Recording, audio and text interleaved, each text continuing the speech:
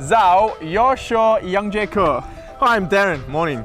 This morning, we're in a suburb 14 kilometres northwest of Sydney CBD by the name of Killara. Now, Killara is the suburb in Sydney that has the highest percentage of Chinese residents. And the reason for that is because we have some of the best schools in all of Australia from a results perspective. Yeah. The houses here are grand, the land sizes are huge, and it really does feel like you're a million miles from Sydney, but really you're a 20-minute train ride. Right.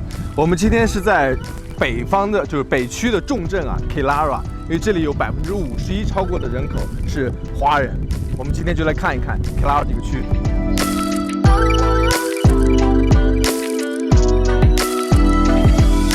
Hey Jack, you've just mentioned that Killara has the best HSC results. What are the schools around the area? Yeah, Killara High School, which is a school to our right, has the best performing HSC results out of all of the public high schools in Australia, which is pretty phenomenal. Alongside of this phenomenal school, you've got some of the best private schools. You know, you've got Knox Grammar, you've got Ravenswood, you've got Epsley, just to say a few. These schools are some of the most well-educated, best performing schools, and that's, you know, got something to do with such a large Chinese demographic here, because they do take schooling, I believe, a lot more serious than you know the majority of Australians do, because we generally do take it for granted. An area like Killara, you are so close to so many amazing schools, and that is why it's so popular for Chinese people. So, yeah, HSC is like the 高考 in China， 就是高考，我们在澳洲的高考一样。Killara 是拥有最好的高考成绩的一个区域了。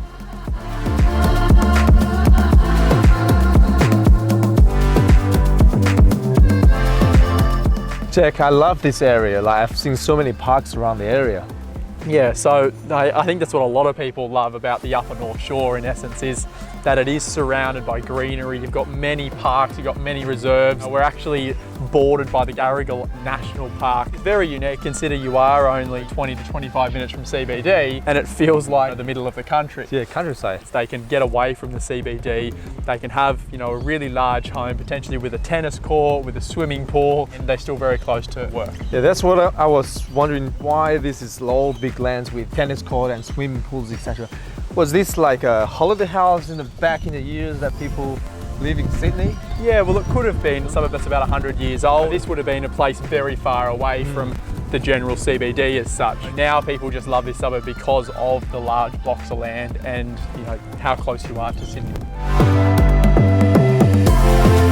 So greens, greens and greens. So where are we here, Jack? Mate, we're at the beautiful Killara Golf Club, which is, you know, one of the premier golf clubs in all of Sydney, and it's one of the things Killara is most well known for. So if you're into leisure and you're into sport, you know, because Killara is such a green place and there is so much land, you know, people love to golf, tennis, you know, all of that side of stuff that you don't necessarily get to do in the CBD. But then when we're talking about things like shopping centres and cafes and all that, Killara doesn't really have much of that inside of the suburb. A 10-minute drive, you're at somewhere like a Chatswood with a huge Westfield shopping centre that has all your cafes and your shops. Everything's really within arm's reach. So we get into the top 3 streets now. So I'm taking a guess now.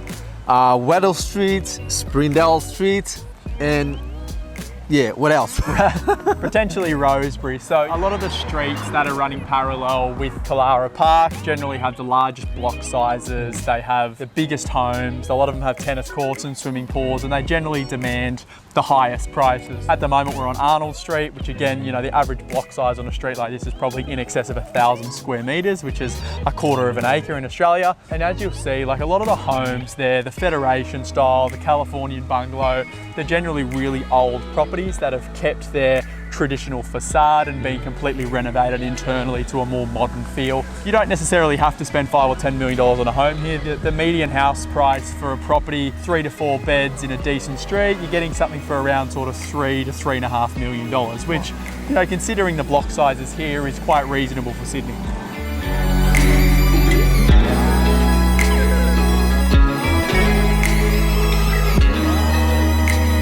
So Darren, As always, we like to finish with a finance and a buyer tip. So this week, what's your finance tip? My tip will be like when bank looking at the finance applications, they do a security check, they do a servicing check, and the biggest assumption here is that you have a good credit file.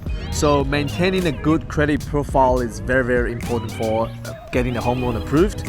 If you have any credit cards or credit limits that you don't use, cancel it. And if you do need more limits in your finance, checking with your financier whether this will be something that impact for your home loan applications.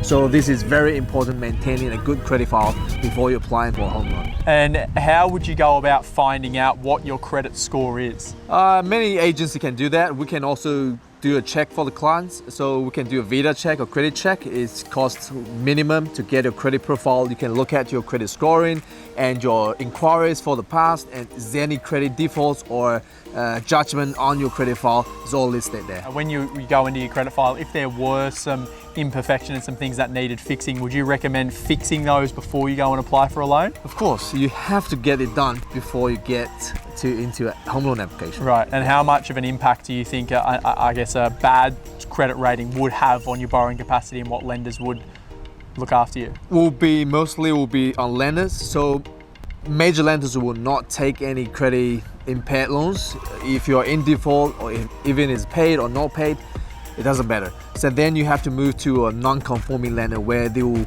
be more riskier. They can take the applications, but on yourself, the rate of the loan will be higher. What you're saying is, from a normal lender's perspective, they won't take on a risky applicant. There's lenders out there that will take that risk on, pay a premium. For that. Correct. In your interest rate. That's right.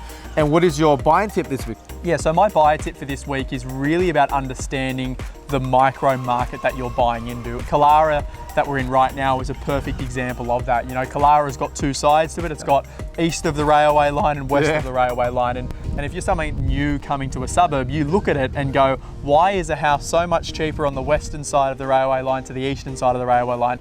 And they wouldn't really understand it. And you know, a lot of people get confused because they go, well, why would I pay an extra $500,000 or $1 million for a property there when I can buy one there? But you know, when you live in a suburb and really understand the suburb, the premium that you pay is for a reason. You're generally closer to the amenities, the neighbourhoods are nicer, you know, your blocks are more level land. There's all these little intricacies that you need to understand so you can understand why there is such price disparity. Right. Hope we can get all the micro stuff later on for all the audience. Absolutely, mate.